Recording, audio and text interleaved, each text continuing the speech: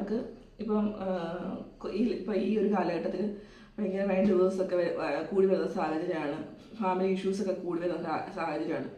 അപ്പം നമ്മൾ പണ്ടുള്ള, അതായത് നമ്മുടെ ഇൻലോസ് ആണെങ്കിലും നമ്മുടെ പേരൻസ് ആണെങ്കിലും പറയും ഞങ്ങളും കുറേ അഡ്ജസ്റ്റ് ചെയ്താണ് ജീവിച്ചത്, എന്താണ് നിങ്ങൾക്ക് മാത്രം എന്താണ് ഇത്ര പ്രോബ്ലം എന്നുള്ളത് ചോദിക്കും.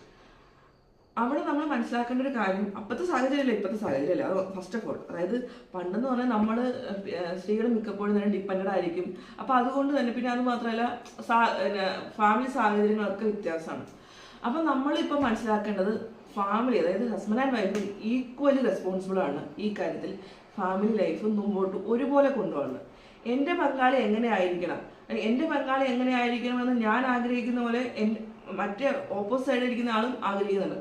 എൻ്റെ ആഗ്രഹങ്ങൾ പോലെ എൻ്റെ ഭർത്താവ് ആവണം, അല്ലെങ്കിൽ എൻ്റെ ആഗ്രഹം പോലെ എൻ്റെ ഭാര്യ ആവണം. പക്ഷെ അവളുടെ ആഗ്രഹം പോലെ ഞാനാണോ, അവൻ്റെ ആഗ്രഹം പോലെ ഞാനാണോ എന്നുള്ളതും കൂടെ നമ്മൾ ചിന്തിക്കേണ്ടിയിരിക്കുന്നു. ഇപ്പോൾ ഒരു പ്രശ്നം വരുമ്പോൾ അല്ലെങ്കിൽ ഒരു പ്രശ്നത്തിലേക്ക് ആവുമ്പോഴല്ല നമ്മൾ തിരിച്ച് ചിന്തിക്കേണ്ടത് നമ്മൾ ഇതിനകത്ത് നിന്ന് റീകറക്റ്റ് ചെയ്യണം എന്നുള്ളത്. ഇപ്പോൾ നമ്മൾ ചില ആൾക്കാർ ചിന്തിക്കുന്ന ഒരു കാര്യമാണ്, ഇപ്പം ആദ്യം തന്നെ നമുക്ക് പുരുഷന്മാരിലേക്ക് അല്ലെങ്കിൽ സ്ത്രീകളിലേക്ക് തന്നെ പോയേക്കാം. ഇവൻ വീട്ടിലേക്കുള്ള എല്ലാ കാര്യങ്ങളും ഞാൻ ചെയ്തു കൊടുക്കുന്നുണ്ട്, അല്ലെങ്കിൽ ഞാൻ എല്ലാം ചെയ്യുന്നുണ്ട്, പക്ഷേ എന്തുകൊണ്ട് എൻ്റെ ഹസ്ബൻഡ് എന്നെ ഇത് ചെയ്യുന്നില്ല, എന്നെ കൺസേൺ ചെയ്യുന്നില്ല. അപ്പോൾ നമ്മൾ ചിന്തിക്കുന്ന ഒരു കാര്യമുണ്ട്, അയാൾ ആഗ്രഹിക്കുന്ന പോലെ നമ്മളാണോ എന്നുള്ളതാണ്.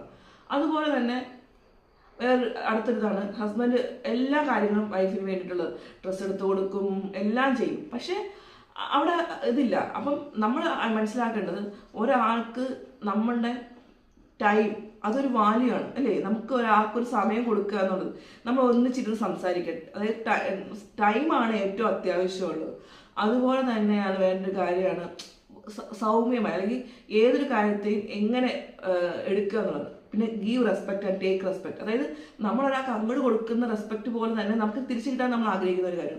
അപ്പം അതുപോലെ തന്നെ എല്ലാ കാര്യങ്ങളും ഈക്വലി, അതായത് ഈക്വലി എന്ന് കൊടുക്കുമ്പോൾ ഞാൻ എന്ത് ചിന്തിക്കുന്നു അതുപോലെ തന്നെ അവർക്കും അതേപോലെ തന്നെ റെസ്പോൺസിബിൾ ആണ് നമ്മൾ അവർക്ക് വേണ്ടി ചെയ്യാൻ എന്നുള്ളതും നമ്മൾ മനസ്സിലാക്കണം. എങ്കിൽ മാത്രമാണ് ഒരു ഫാമിലി ലൈഫ് നല്ല രീതിയിൽ പോവുകയുള്ളൂ.